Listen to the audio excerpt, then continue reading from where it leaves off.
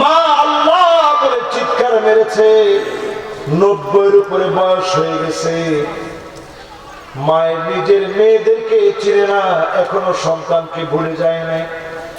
ছেলেটাকে ঠিকই মা মনে রেখেছে। ওই মাকে প্রতিদিন সন্তান আঘাত করে ভিডিও ফেসবুকে ভাইরাল হয়ে গেছে। বোনেরা এসে চিৎকার করে কাঁদতেছিল আর বলতেছিল, এই ভাইয়ের জন্য আমার মা প্রতিদিন দুধ রেখে দিত। সন্তানরে গরম একটু ভাত দিয়ে তুই দুধ দিয়ে খাবি, স্মরণ শক্তিটা ভালো হবে। নিজে না খেয়ে মা খাইয়েছে, এমন সন্তান আজ মাকে খাবার দেয় না, এমন সন্তান আছে না? না, কিয়ামতের আগে দৃশ্যগুলো দেখবেন। সন্তানের হাতে মা দুনিয়া থেকে বিদায় নেবে, বাপ দুনিয়া থেকে বিদায় নেবে, ভাই দুনিয়া থেকে বিদায় নেবে, প্রতিবেশীকে হত্যা করে ফেলবে। ঠিক কিনা বলে? এজন্য মায়ের প্রতি যত্নবান। এমন সময় আসবে আমার ভাইরা, মানুষ অধিকাংশ সময় অপবিত্র থাকবে। এখনকার যুবকদের জন্য এই ওয়াজটা করি। কত যুবক অধিকাংশ সময় নানা রকমের অত্যাচার অবিচার নিজের নফসের উপরে করে ঘন্টার পর ঘন্টা অপবিত্র অবস্থায় থাকে। ঠিক কিনা? এই জন্য ফেরেশতা ঘর থেকে চলে যায়।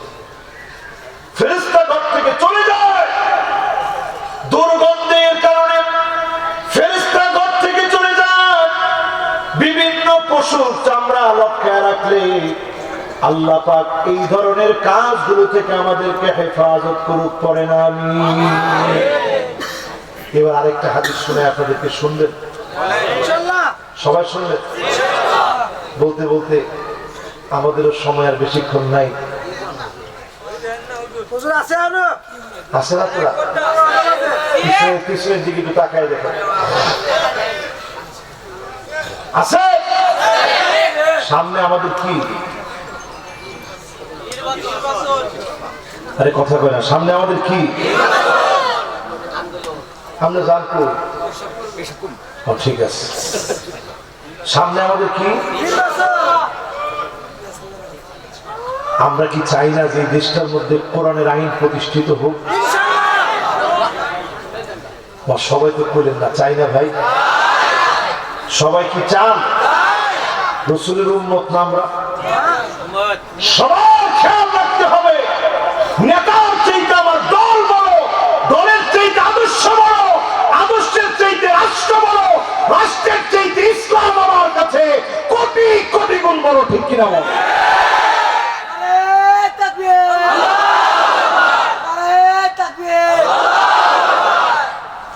এজন্য ইসলাম প্রতিষ্ঠার জন্য আমাদেরকে নিয়ত আছে।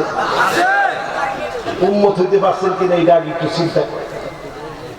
আল্লাহর হাবিব বলেন, লাইসা মিন্না মান হামালা আলাইনা সিলাহ, যে আমাদের দিকে, মুসলমানদের দিকে অস্ত্রপাত করবে, গুলি মারবে, হত্যা করবে, সে সব হতে পারে, নবীর উম্মত হতে পারে না। এখন এরকম লোক আছে না? কথা কেন আছে? নিজের একটু জিজ্ঞাসা করে, কিসের জন্য কি করে,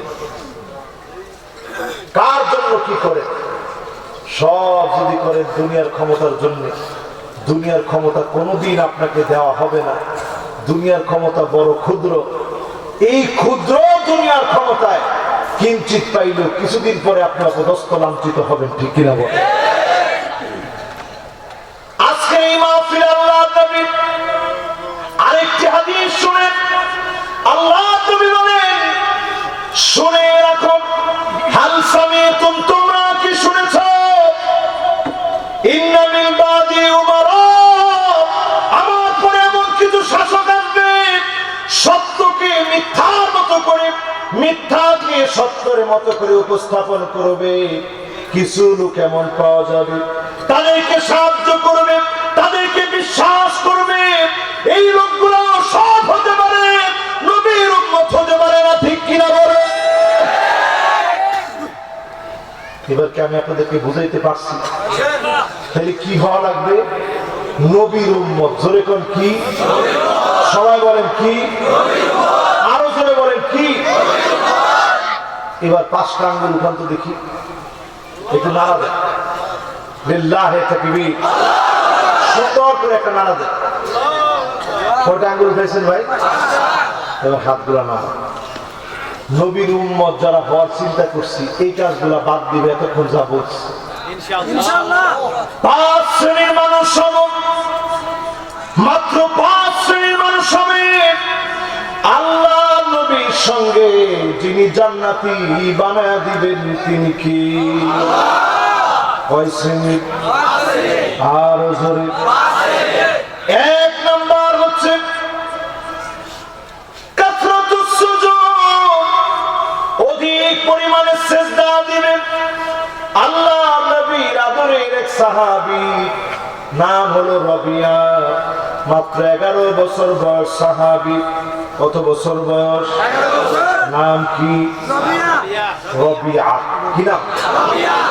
কত বছর? 11 বছর। এই মাহফিলে 11 বছর কাদের একটু হাত তুলে তো দেখি। একজনও নাই? মাশাআল্লাহ। 1 জন, 2 জন, 3 জন, 4 জন, 5 জন, 6 জন। মাশাআল্লাহ। কয়জন পেলাম? ভালোই।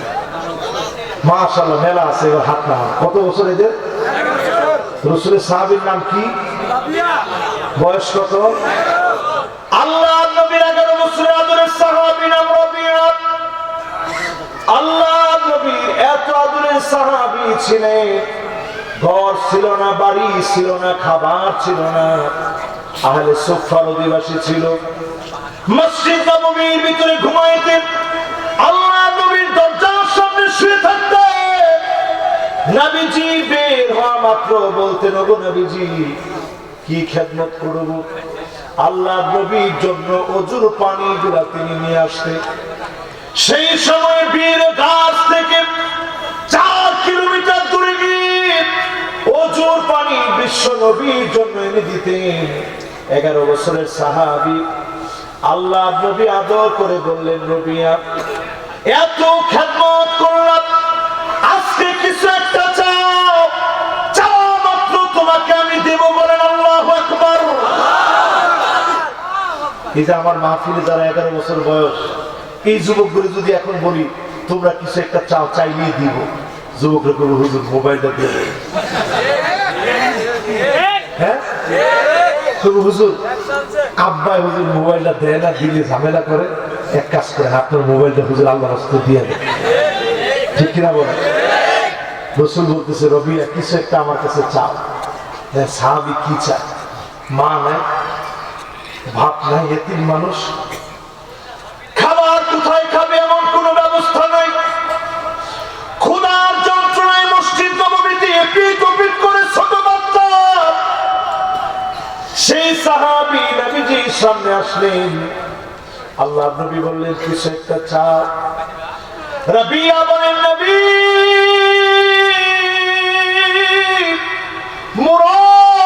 মুরাফাকাতুকা ফিল জান্নাত, অন্য কোন কিছু চাই না, আল্লাহর জান্নাতে একসঙ্গে যেন জান্নাতে থাকতে পারি। দোয়া করেন জোরে কোন আল্লাহু আকবার। একটু দোয়া করেন একসঙ্গে যেন জান্নাতে থাকতে পারে। নবীজির মনটা এত নরম হয়ে গেছে। আল্লাহ নবী বলে, ঠিক আছে রবিয়া, এই দোয়া করব, তার আগে একটু বল তোমার কি লাগবে, আমাকে একটু বল। আমার সাহাবী বললেন, মুরাফাকাতুকা ফিল জান্নাত, নবী অন্য কিছু আমি চাই না, জান্নাতে একসঙ্গে থাকবো এমন দোয়া আপনি আমার জন্য করে দেন। বলেন আল্লাহু আকবার। নবীজি সেই সাহাবীকে উদ্দেশ্য করে, নবীর অনেক অনেক অনেক পরে যে উম্মত আসবে, ওই উম্মতদেরকে মায়া করে মায়ার নবী বলে গেলেন, শুনে রাখো উম্মতেরা রে, ফাইন্নী আলা নাফসিকা বিকাসরাতিস সুজুদ, অধিক পরিমাণে সিজদা করে করে আমি নবীকে একটু সাহায্য করবে। যদি অধিক পরিমাণে সিজদা করে নবীর সঙ্গে যিনি জান্নাতি বানায় দিবেন তিনি কি? নবীর সঙ্গে কি একসঙ্গে জান্নাতে থাকতে চান? এক নম্বর কাজ কি? বেশি বেশি সিজদা করা, জোরে করে আল্লাহু আকবার। তবে আমি একটু আজকে আপনাদেরকে বলি, 70-80 রাকাত দরকার নাই। মাসনা মাসনা ওয়া মাসনা ওয়া মাসনা, 2 রাকাত 2 রাকাত 2 রাকাত 2 রাকাত, কত হলো? কথা কয় না, কত রাকাত? রাসূল কয় মাসনা মাসনা করে পড়ো। 70-80 রাকাত এত বেশি লাগবে না। 8 রাকাত যদি পারেন পড়েন, নাহলে 6 রাকাত পড়েন, নাহলে 4 রাকাত পড়েন, নাহলে 2 রাকাত পড়েন। অধিক পরিমাণে সিজদা দেন। নফল এই তাহাজ্জুদের সময় সিজদা, অন্ধকার ওই কবরটা আলোকিত হয়ে যাবে, নূরানি হয়ে যাবে, কবরটা প্রশস্ত হয়ে যাবে। তাহাজ্জুদের কারণে কবরটাকে যিনি আলোকিত বানায় দিবেন তিনি কি? কয় নাম্বার গেছে ভাই? 1 নাম্বার। কয় নাম্বার? 1 নাম্বার কি? অধিক পরিমাণে সিজদা। 1 নাম্বার কি? সবাই বলেন 1 নাম্বার কি? এবার আসুন আমার ভাইয়েরা 2 নাম্বারে। 2 নাম্বারে যতজন আজকের মাহফিলে বসলেন আল্লাহ নবীকে সবচেয়ে বেশি ভালোবাসবেন, সবচেয়ে বেশি মহব্বত করবেন, রাজি আছেন? জোরে কোন রাজি আছেন? আমার গোলাপে